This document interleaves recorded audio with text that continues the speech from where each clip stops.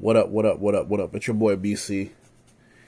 What's that song? Friends. How many of us have them? Right?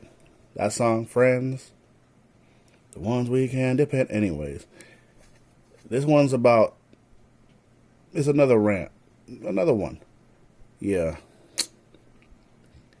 The thing about friends or people who you have got love for or people who you've known for years is eventually y'all go distance, right? Because you grow up and you see other things in life that y'all don't agree on. But one thing that's important is you got to have some mutual respect for one another. Because if y'all really friends, there's an important rule in life. You never ever let outsiders try to infiltrate and separate friends. If there's a fallout, you do your best to not allow the fallout to happen in front of everybody. Because if people start spreading narratives and saying certain things, you need to sit yourself and ask your question. Okay, this person may not ride with me, and this person may not do this, but this is an important part. Why is my friend calling me this and calling me that? What's the real reason behind this? Because I used to be one of them people, I was triggered, like, I'll get angry. But then as I got older and mature, I would have a conversation with my friend. And the conversation would always be, why did it lead to this? And if it couldn't be worked out, we took a break. And then if things could work out later on, okay. Because once you go and you start unloading and attacking and saying a bunch of personal stuff, you're giving the savages, as we call them, the crowd who never had your back, what they wanted.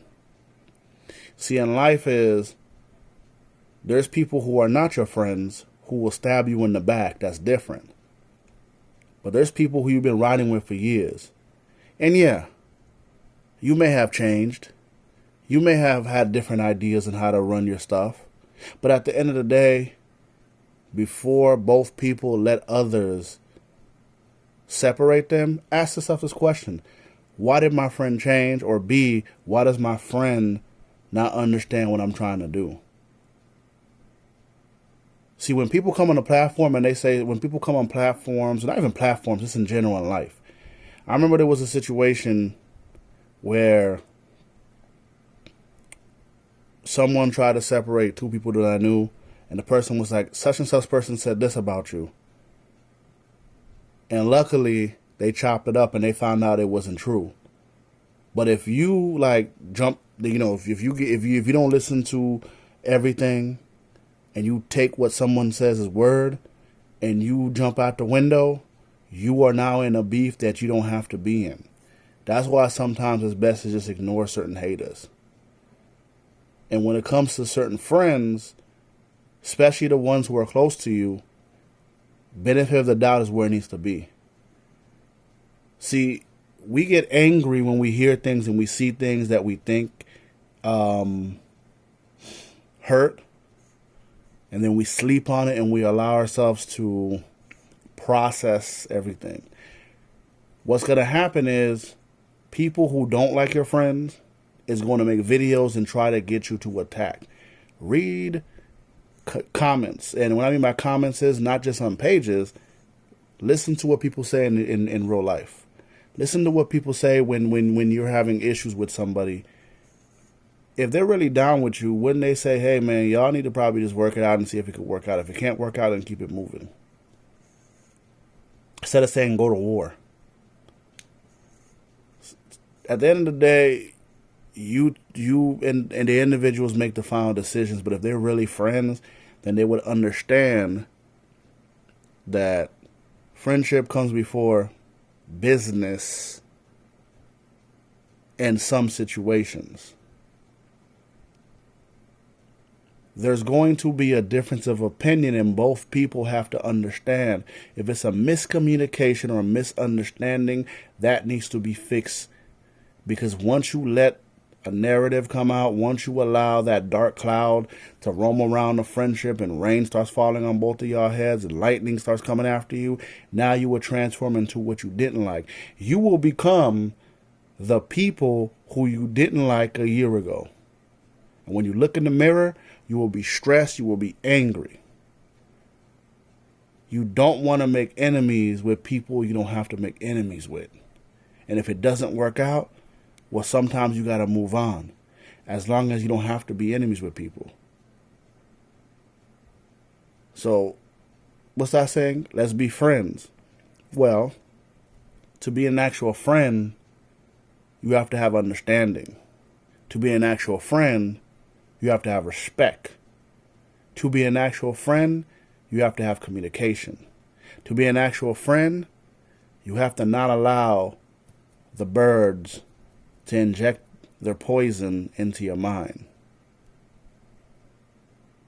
Because there's going to be times y'all don't agree on some stuff. And one person's going to be like, you're being manipulated. The other person's going to be like, well, I'm not. And then y'all need to come and talk. It needs to be a thorough conversation and agree to disagree. Because that's what a real friend does.